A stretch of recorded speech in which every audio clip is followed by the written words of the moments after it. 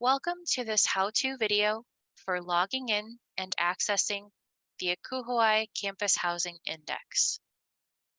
To begin the process, you will want to visit the ACUHO-I homepage, which can be found at ACUHO-I.org. Once on the homepage, you will see a row of menu options at the top. This purple box on the right side has a link for the Campus Housing Index. If you click here, this will redirect you to the Campus Housing Index portion of the ACUHO-I website. This page includes helpful information about the Campus Housing Index, as well as resources and other documents that may be helpful as you're reviewing the data that's available and as you're entering the data collection and data entry process each year. There's also information about subscriptions and pricing should you be interested in purchasing a premium subscription.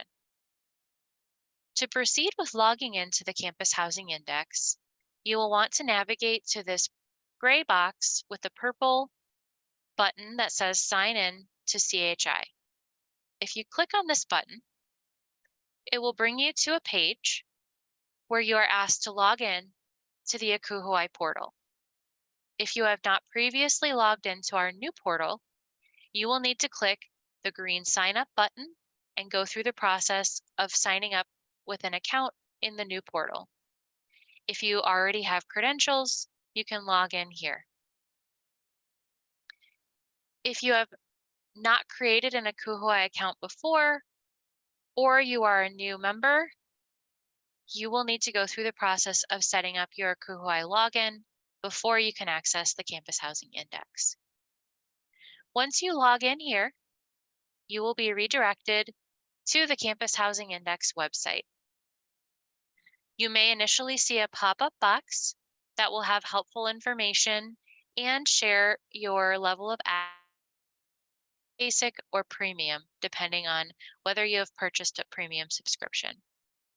When you continue through that welcome box, you will be brought to the home page. You can see here that there are three main sections of the CHI. The first is the profile section, which includes demographic data about the institution.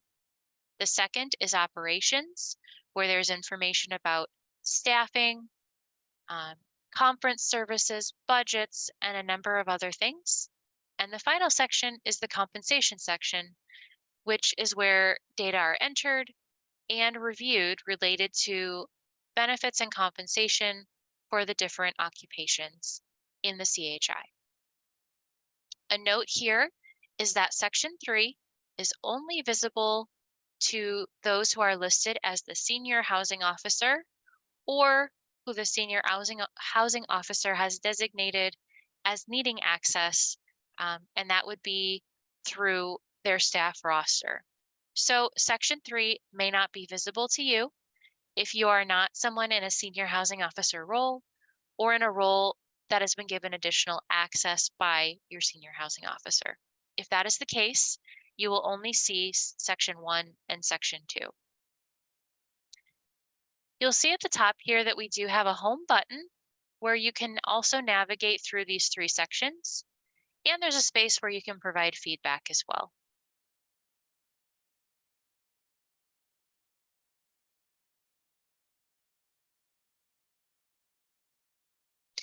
So if we navigate up here, let's check out Section 2, Operations. Operations is a larger area. It has multiple sections.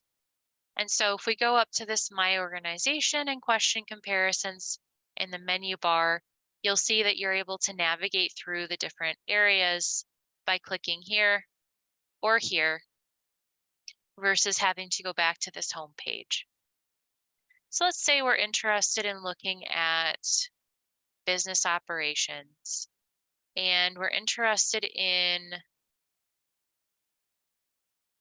comparing business operations against other campuses. So again, you have this option to filter, and you may have noticed that I went up to question comparisons and clicked on business operations to activate the comparison to other institutional responses. And then here you'd be able to look at just this year or a year over year comparison if you're also interested in a more longitudinal view. If you're interested in filtering, you can apply those here.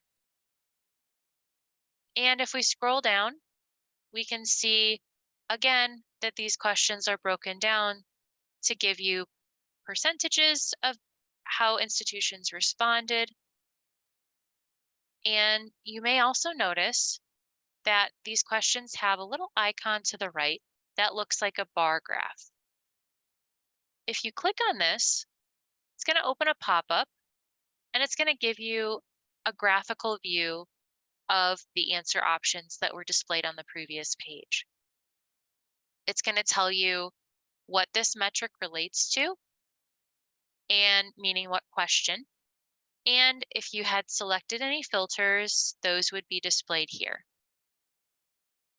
There's also options at the top to save the chart as a PDF or PowerPoint, or to save all charts, which would mean all of the 16 charts that are available for this section, and it would download all of them instead of just the single one. And I know there are 16 because you can see one of 16 here.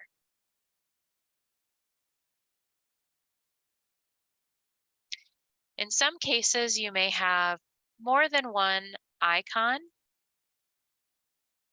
In this section, it appears we only have one, but if you look at this legend, you can see that sometimes we have a line chart and a bar graph icon available. And that would mean that you have more than one option in terms of a graphic for a specific question. You would also be able to see how you stack up to your peers in terms of how you answered the question, where you fall from the 25th to the 75th percentile with the median noted, as well as your answer noted. Let's say we're still wanting to look at business operations, but now we want to look at staffing information. We can just click on that and it'll take us to the information. So as I mentioned, in some questions, there's this graphic that shows you the 25th, 75th percentiles and the median. So for staffing organization, number of direct reporting levels in your department, the 25th percentile response is 3, 75th percentile response is 5, and 4 would be the median, as detailed on this page legend here. You'll see here that there is also a line graph icon, which if we click, will bring up for you what this could look like graphically.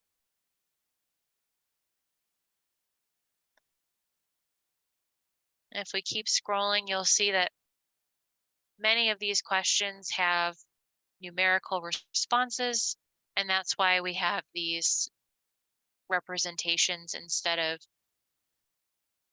this with where there's Likert scale or select all that apply or other question types. Now, if you're wanting to go out of business operations but stay within operations, section 2, instead of going back to that home page, you could go up to question comparisons and select the area you want to move to. Let's say facilities is where we want to check next. That's going to take you to the main facilities page, and we're going to start with residential buildings information. Again, if you want to see the other information in this area, you would just go through these other tabs. You click this home button, it's going to take you back to our initial page where you'll be able to see the 3 sections. You can click to compare information, to run reports from here, or you can go back up and choose the section you want to jump to. There's also a feedback area where it'll share information if you have feedback related to the Campus Housing Index. This is the end of the how-to video for logging in and navigating the Campus Housing Index platform. If you have questions about this video or navigating and logging in, please email chi@akuhoi.org and you will receive a response and assistance. Thank you.